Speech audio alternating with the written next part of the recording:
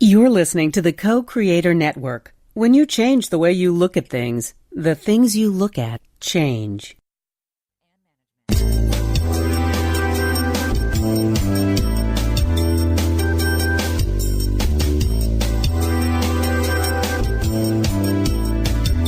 Good afternoon. Welcome to Why Shamanism Now, a practical path to authenticity, with your host, Christina Pratt, director of the Last Mask Center for Shamanic Healing. She's talking about how shamanic skills can bring us to physical, emotional, mental, and spiritual well-being, especially when nothing else can.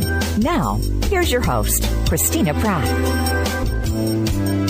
Welcome, everyone, to Why Shamanism Now. This is your host, Christina Pratt, and I'd like to call in the ancestors. I call in all those who bring that which is good and true and beautiful in our ancestral lines to join us here today. I ask to call out for those ancestors who understand that which is necessary in the wintertime to restore us, to rejuvenate us, and replenish us at the deep soul place of our being. I call out to these ancestors to join us here today, those who are listening live and those who are listening through downloads all around the world. I call all of you in to hold us well in our circle here today.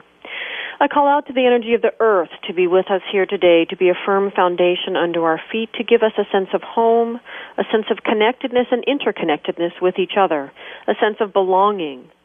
May we feel the earth so profoundly below our feet that our memory reaches back through our bones to the first ancestors, and let us begin to recognize that we all come from the same first people. We are all family, and we are all sharing the same small, exquisitely beautiful home. We call out to the earth to support us here today, as we rise up in our hearts and out the tops of our heads and call down the energy of the sky to bring us the wisdom of the cosmos, to bring us blessing, to bring us generosity, and to bring us protection, that we might listen well in our time here together and that the words that need to be spoken will come through. So with the blessings of the earth and the sky, we call out to the hearts of all those of you who are listening and all those you will connect with who will listen again and again. We call out to the heart, to that energy within each one of us that is that very, very special place that allows the powers and the passions and the needs of the body to align with the clarity and the vision of the mind, to come together in the heart to show each one of us what our soul's true purpose is. We call out to all of these spirit energies to be with us here today, that through our conversation today we might each be better prepared to go forth and live our soul's purpose. So thank you all for joining me here today. The topic of our show today is the return, or filling the well of well-being. That's how I like to think of the return. So the return is an important Taoistic practice. So why are we talking about this on a show about shamanism? Well, because knowing and living your soul's purpose isn't enough. What, you might say? Sorry to tell you this, but what you are here to express and how you're going to express that is only half the picture of living well. It's only half the picture of doing what you've come here to do. Because not only do we need to find that essential energy that stirs our passions and lights our heart with joy and brings clarity to our mind, not only do we need to find that special energy, and I know for many of you listening, that in and of itself seems like the task. It is the task. How you're going to express it is the next task. And how do we sustain that effort in the world? That is the return. That is the reason we need to talk about the return. Because as you know, in our world, people like to say nothing comes for free.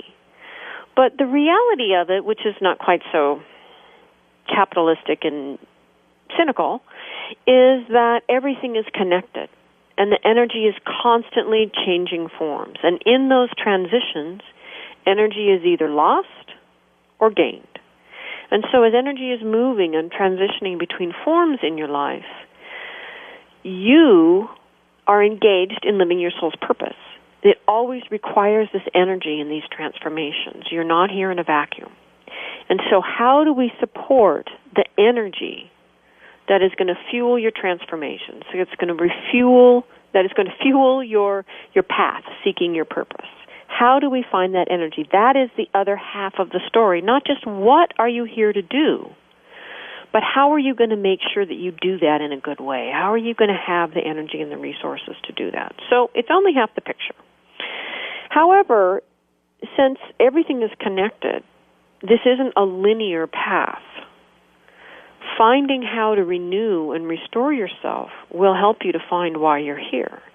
Finding why you're here gives you reason to find out how to renew and restore yourself. So it's really circular. There's no real beginning, and there's certainly no ending. And so it's not to worry. Focusing on one or the other will help you to get to the wholeness of what it means to be here, living your soul's purpose in a good way. So, why should you bother to listen to the rest of this show, since this doesn't sound like much fun, does it? Because I learned this the hard way. And one of the great mistakes, this is the great mistake that people make as clients and students all the time, and I'm sure it's not just with me, but the great mistake that people make is thinking they are the exception to the rule.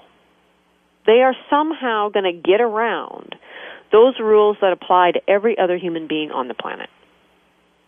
Now, my perspective is learn the rules that apply to every other human being on the planet. Figure out a way to live them in a good way with some grace and joy and get on with it. I know I'm not different. I know I'm special. You're special too. We all have a special soul's purpose. But we're all human. We're not special in that. We're all the same in that. And thus we all need to essentially surrender to the same system. Now, what I'm saying here today is I learned this the absolute hardest way possible.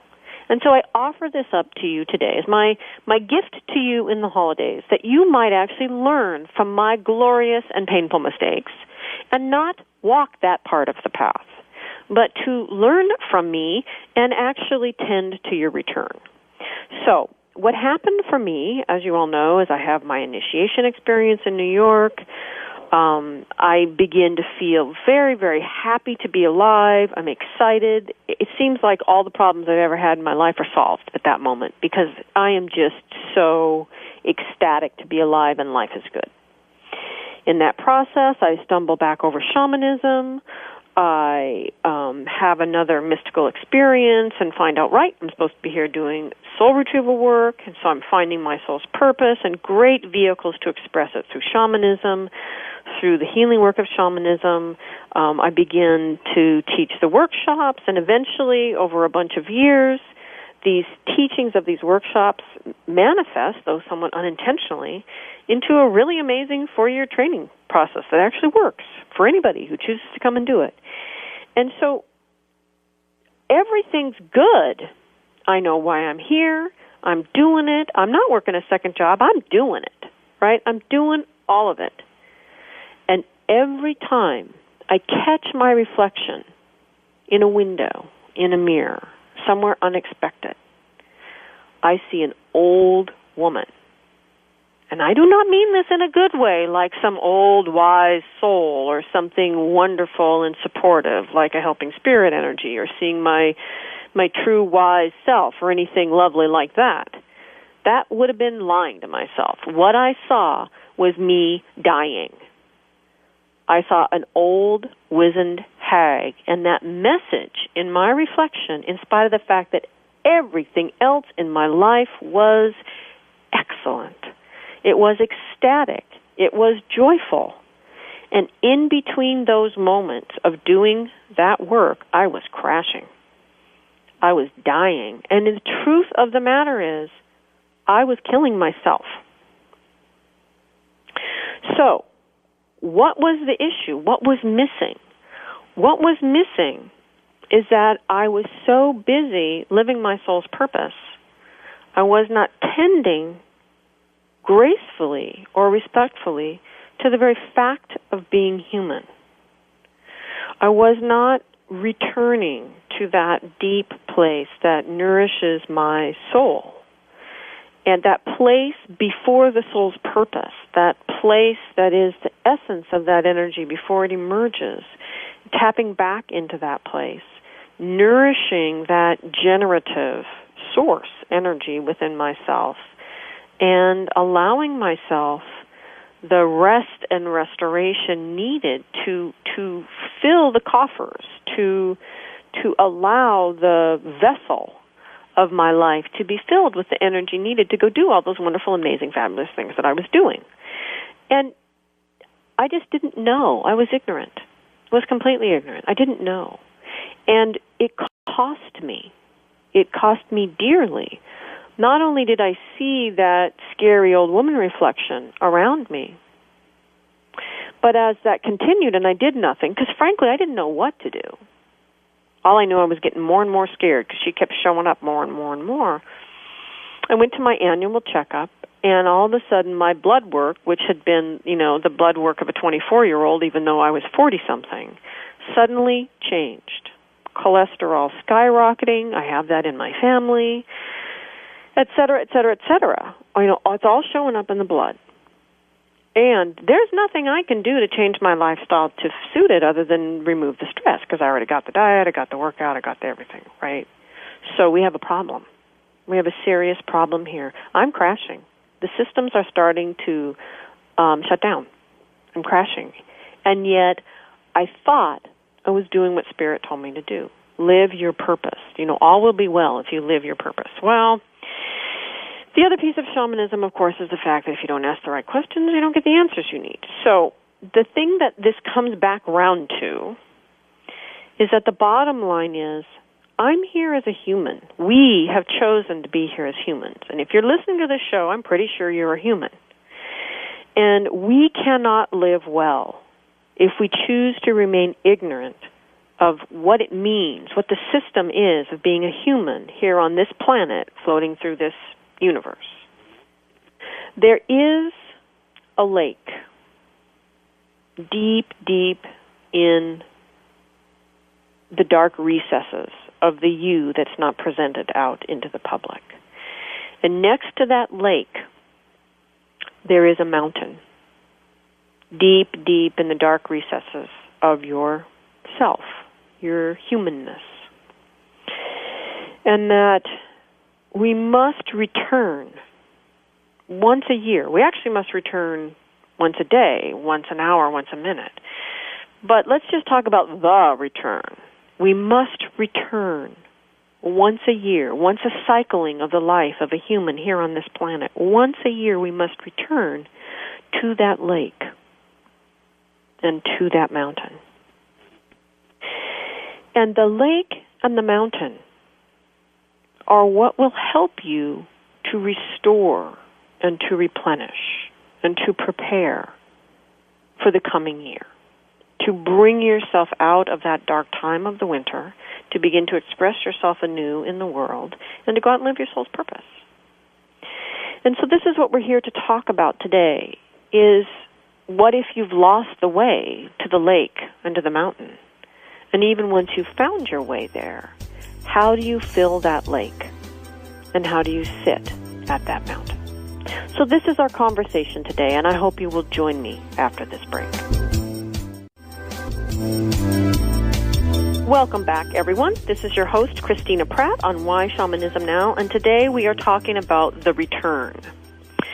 And the reason we're talking about the return on a show about shamanism and ultimately transformation is that we need the juice to do whatever we've come here to do. We can use shamanism to find why are we here, and to learn it and to use it to learn how to transform and how to go forward in our life. But all of those processes, life processes, take energy here on this planet. It's just the system. I didn't design it, but this is how it works. And so how do we find the energy to run the processes of living our life, finding our soul's purpose, expressing it, and living it out in the world? That's why we're bothering to talk about the return. And as far as I have found in my life, the people that speak to it best, that understand the energy of it best and speak to it best, are the Taoists. And so they speak of this time as the return. It is a natural turning inward, a natural call to leave the day-to-day and to remember that deep, deep time in your life when you didn't know anything, when life was just open to you because you didn't have a plan. yet. You were a vulnerable child. You were uncertain. And it didn't matter because you were just going to go outside and play. And the day would unfold. It didn't have to have appointments and BlackBerries and email and text messaging and all of this stuff that locks us into space and time in moments and tinier and tinier and tinier segments. Remember when you were so young? Remember summer vacation seemed like it lasted for years? Remember the sadness in that first year. Summer vacation really felt like 3 months. Because when you were younger, it felt like forever. That's where we're going back to, that time. Going back where there was no time. And that space was whatever it needed to be. Back into that time of that lake and that mountain. And so, why are we talking about this, right? You're all thinking about your holiday gift lists and parties and, oh my God, am I going to see the relatives? And oh, not those people again. And, all of this minutia. All of this organization and sort of wonderful celebratory insanity of the holiday season. Why are we talking about the return? Because this is the time. This is the time where we actually, if you really were to tune in, you would feel that struggle. Why is it that you feel, at least once in the holiday season, I think I just want to go spend Christmas alone in a cabin with lots of heat and whatever your favorite beverage is? Right? I mean, why do we feel that? Because this is the time to go within, to be quiet, to be in the dark, and to literally be in the dark, to allow that life where we're supposed to know everything and get everything right and run the show and manage things and guide things and lead things and all that stuff, to let it go. And to remember a beginning before there was so much work to do. The human being needs to cycle through the year, every year. We emerge in spring coming out with who we are based on our New Year's resolutions and this and that and the other thing, and we come through our summertime and we live and we learn and we express. And as we move into the fall, there's a time of harvesting those learnings, and there's some self-awareness that comes if you're paying any attention at all. And then we start to rest from the height of all of those summer activities. And then as we go into the wintertime, we go in. Now, for those of you listening in the other hemisphere, I think this works for you, but it just works in opposite timing, because y'all have a winter too. It's just not right now. So for those of you listening in North America, now is the time. But to honor and respect those of you that are living on the other half of the planet, it'll be coming in 6 months, so you can listen to the download again then.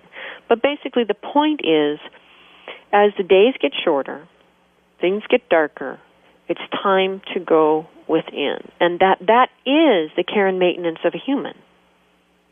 It's necessary. And, sorry, it just is.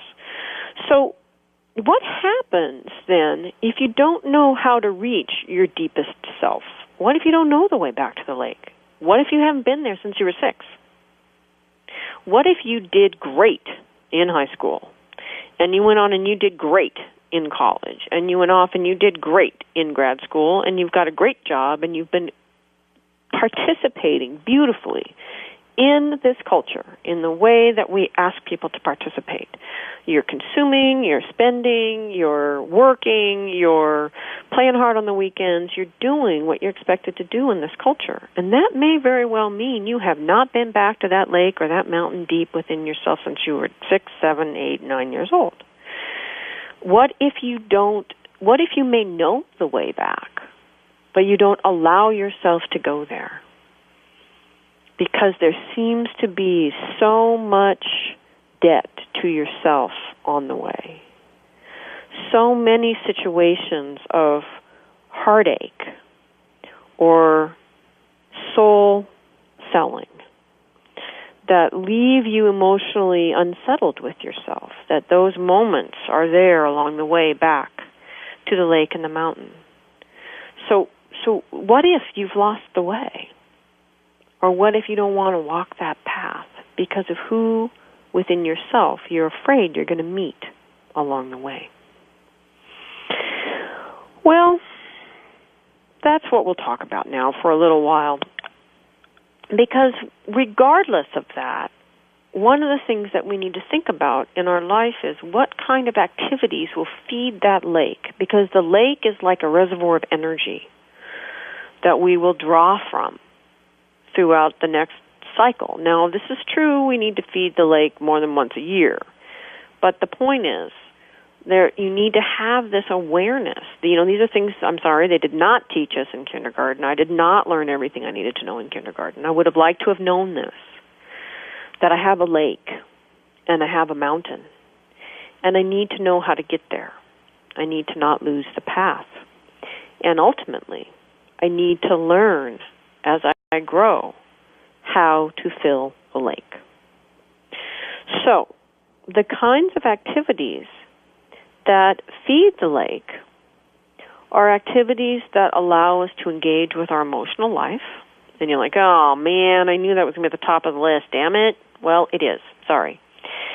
To connect with our emotional self, the things that we care about, but also to do things that are fun, to play, to engage in things you may lose at, like a board game with your family, to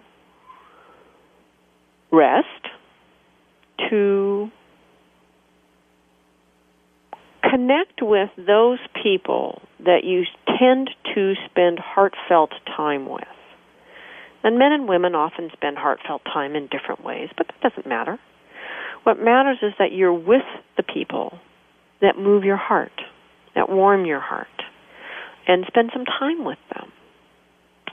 Other activities that feed the lake are doing physical activities that nourish your soul and your heart.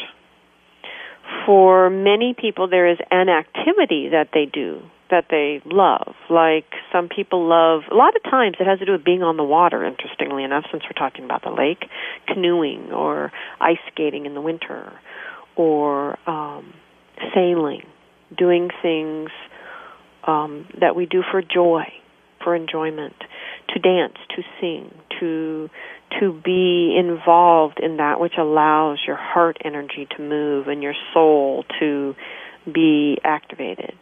And things like this that have no greater purpose other than the experience of doing them, right? So if you're making art to sell, which is fine, good for you, that may not have the same restorative quality of just making art to make art. I don't know. It's up to you. But the point is, we need to engage in activities that feed the lake. This can also be meditation, chanting, meditating with mandalas, learning sacred songs, singing them, reading Rumi or Kabir, writing love poetry to your beloved, Qigong, Tai Chi, some forms of yoga that allow you to mostly generate energy, not expend energy. These are all the kinds of things that feed the lake. Also, for many people, to simply be out in nature. Kind of got distracted from that point, but that's where I was going, to be out in nature. There's a wonderful quote here from a person whose name I'm going to completely massacre. But the quote goes like this: "Now and again, it is necessary to seclude yourself among deep mountains and hidden valleys to restore your link to the source of life." So now and again, it is necessary to seclude yourself among deep mountains and hidden valleys to restore your link to the source of life. Breathe in and let yourself soar to the ends of the universe.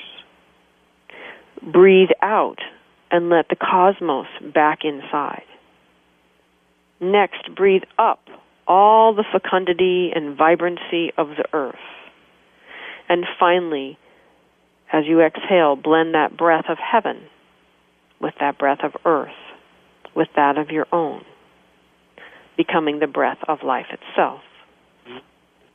So this is a quote about the return.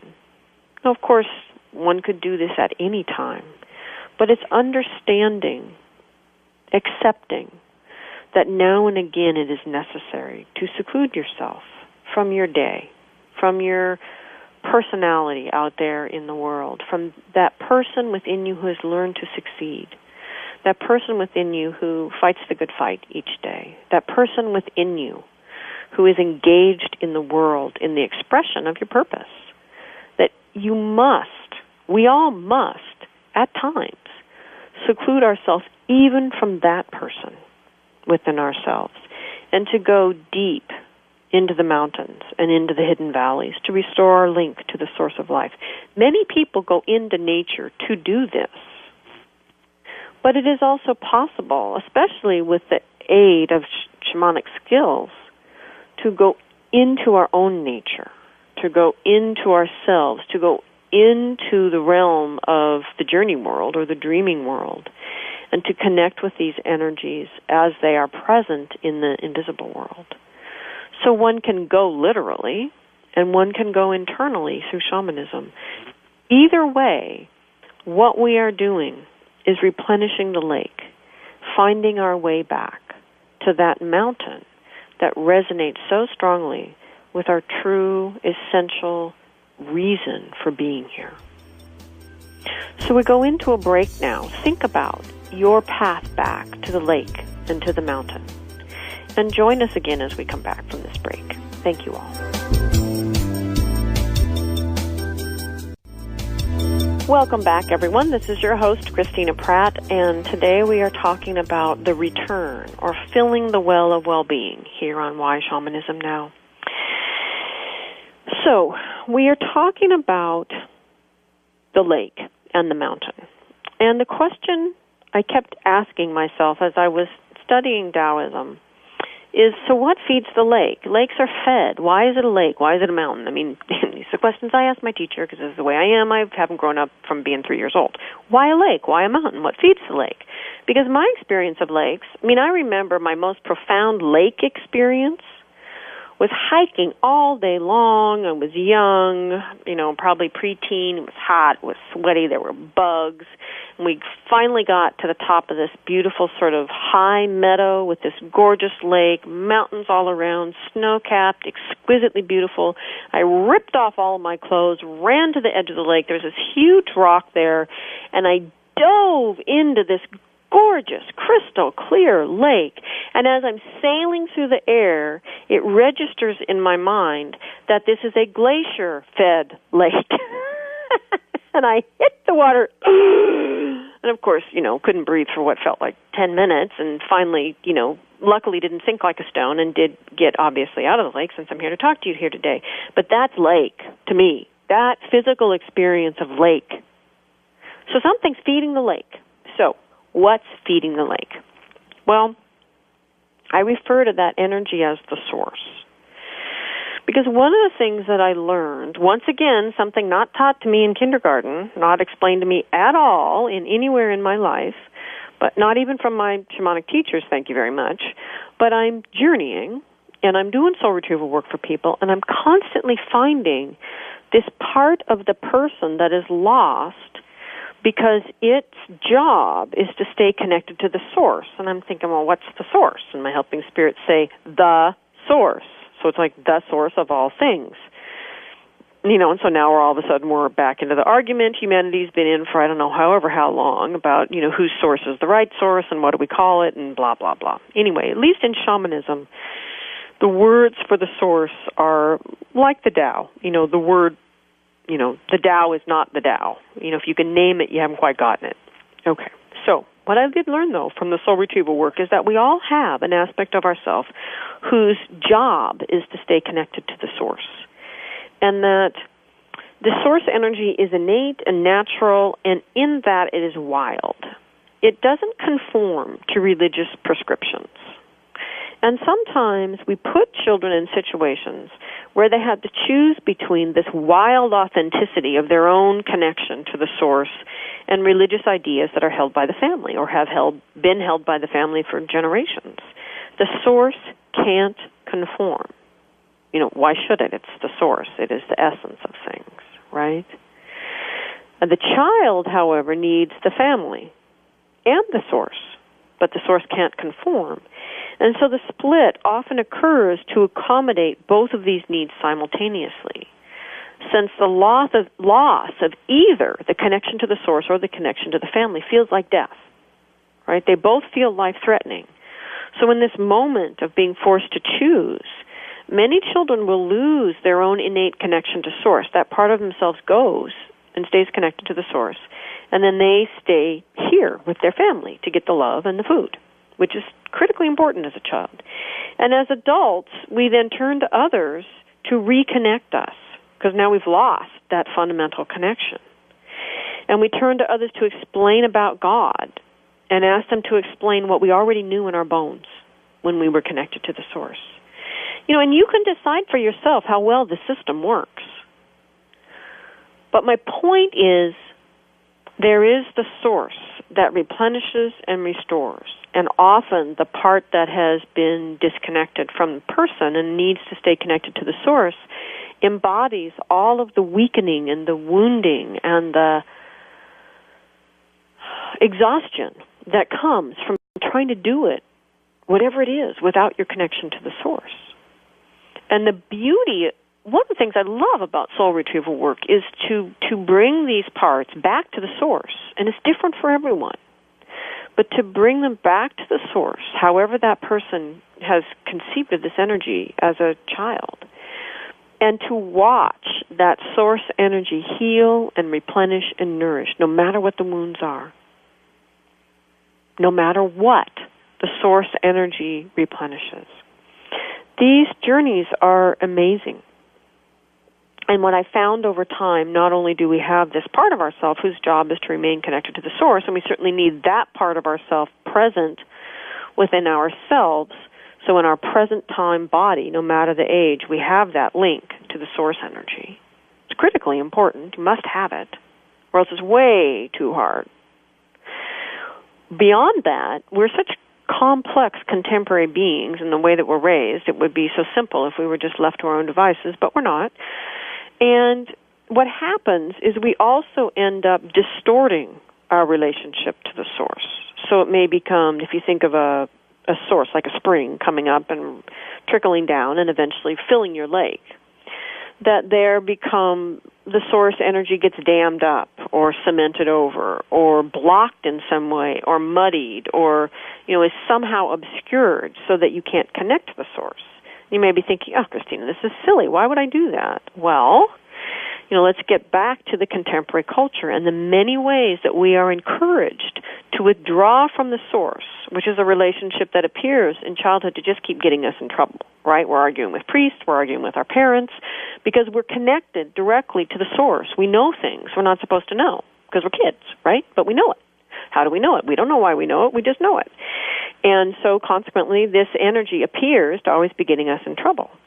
And that we are trained over time to connect with something more acceptable, something easier to manage, something more trainable. Because remember, source energy can't conform. It doesn't.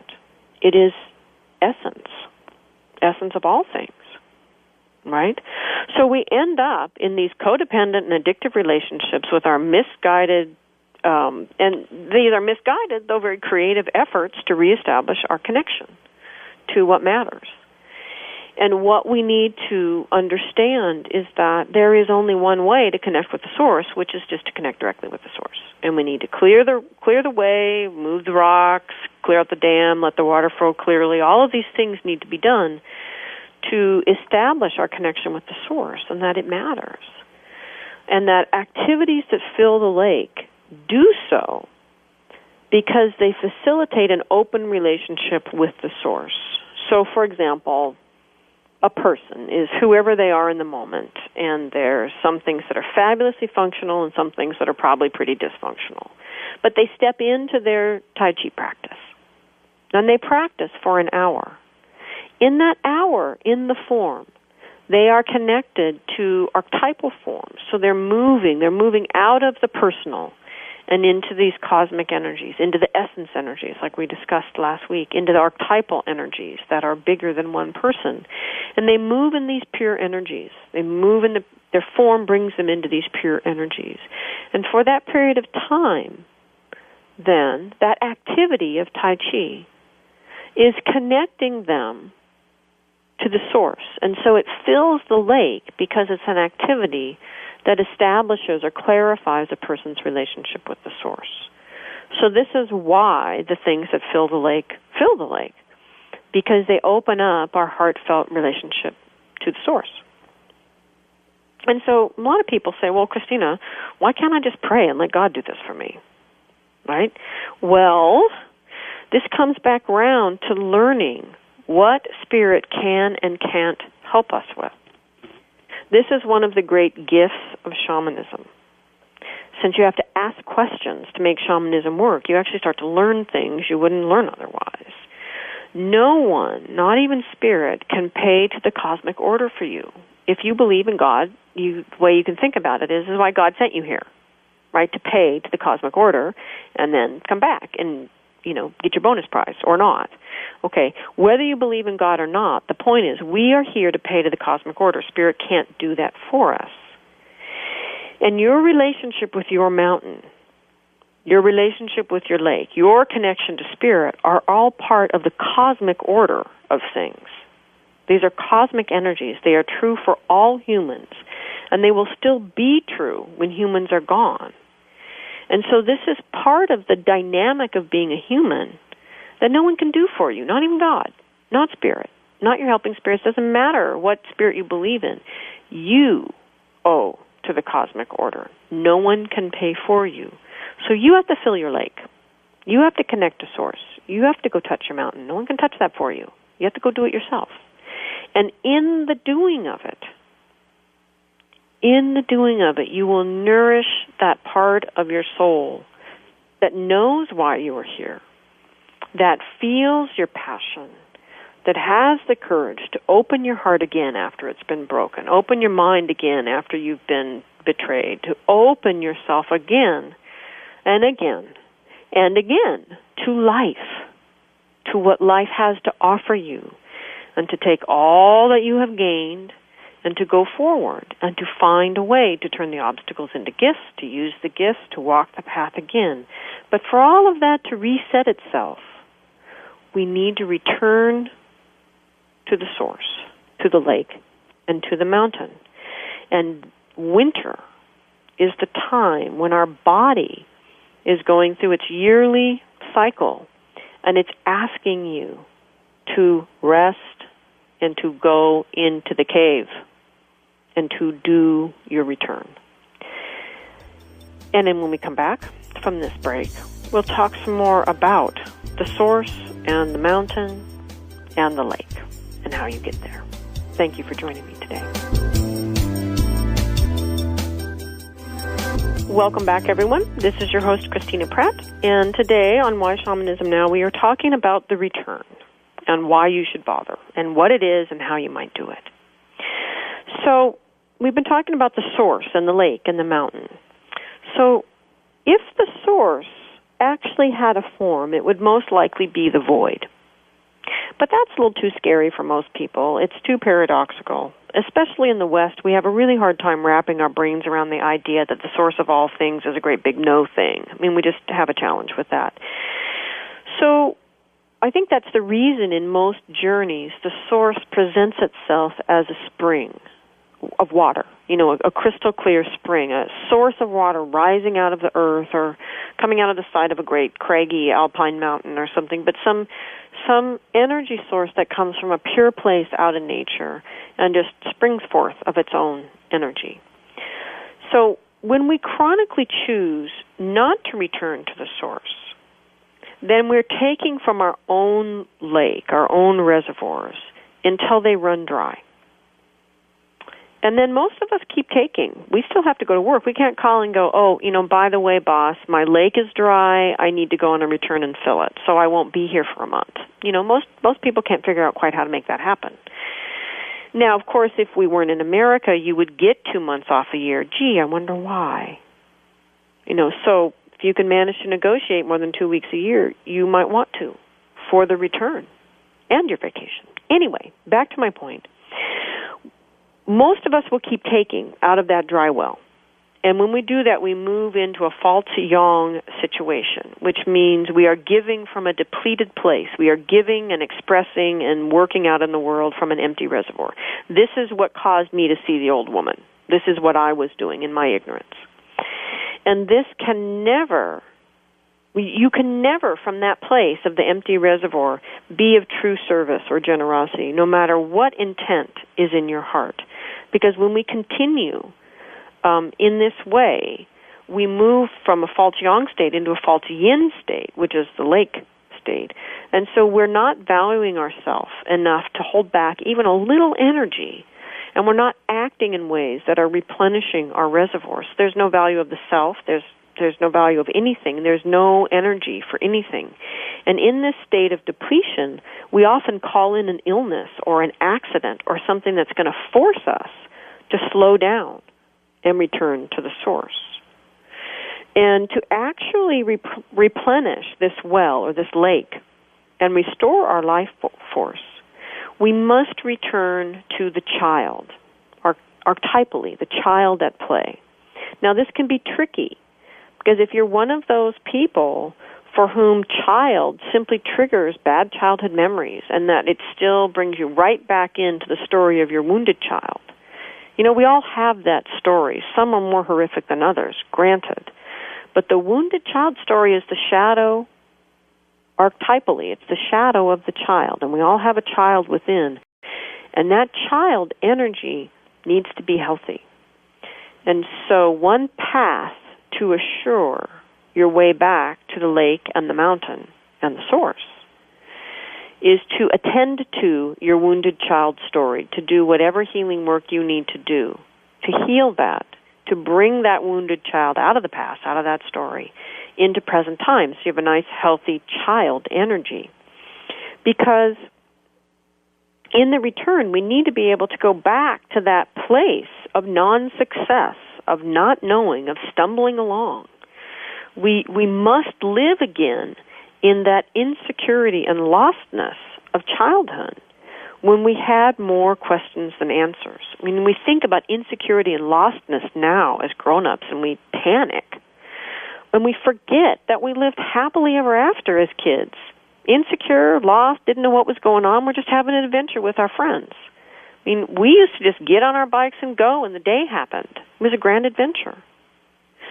So this is what we're talking about being able to go back to, is that way of living your life as an adventure without it being timed out and planned out and reported to everyone on Twitter and blah, blah, blah, but to actually be engaged in the day from a place of vulnerability and uncertainty and unknown and not having a plan. Because our essential dream of life lives in this place. This is a place of great wilderness. It can't conform. It is not competent. It is not confident. It is wild and non-conforming. To replenish this well, you must move into where you are uncertain and unformed, stumbling around and lost. We are not where you are not yet whole and not yet known to yourself. And that is the purpose of the return each year, is to discover that part of yourself the last year of life has illuminated that you haven't had time to notice.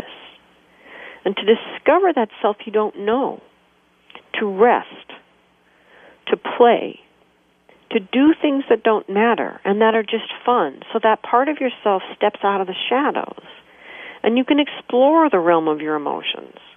For most people, your emotions are the direct path to uncertainty, vulnerability, and not knowing. Most people are totally confused in their emotional realm. So that's the easiest way to go back, is to go back through the emotions. Start a dance class. Learn to sing. Paint a wall in your home with your favorite story from childhood. It doesn't matter if you can paint. It really is okay to draw and paint on your own walls. Go within and find your mountain. This is the place where the dream of the child becomes the restoration and rejuvenation of the adult. This is the place where you touch your mountain. You remember. You sit down and lean back and your whole body is plugged back in to the source code of you in this life. This is the place where we don't know what we're doing, but we do it anyway because it feeds the well. We step into the darkness and touch the root of life, of hope, and of our dreams.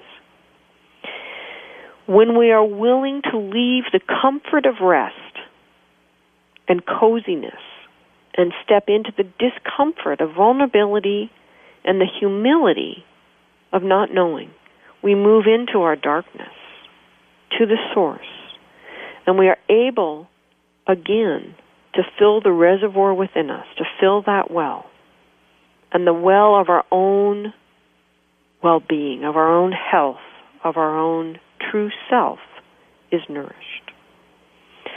So I invite you all at this time, if you're on this half of the planet, to go within, to find the way back to your lake and to sit with your mountain and to allow yourself to be replenished and restored.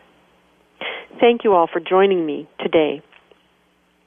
Next week, our topic will be stripping away the old. It's a how-to show, how to actually do that. And in the meantime, you know that you can reach me through Christina at lastmasscenter.org. You can find information on the website, and you are welcome, as always, if you have enjoyed this show, to pass the link on to your friends and loved ones and help the community that is gathered here to grow. So we give thanks to the ancestors for being with us here today, for the earth below us and the sky above and the big love of these two energies moving together within us. And we give thanks to the heart that unites us all. Thank you all for joining me this week, and enjoy your return.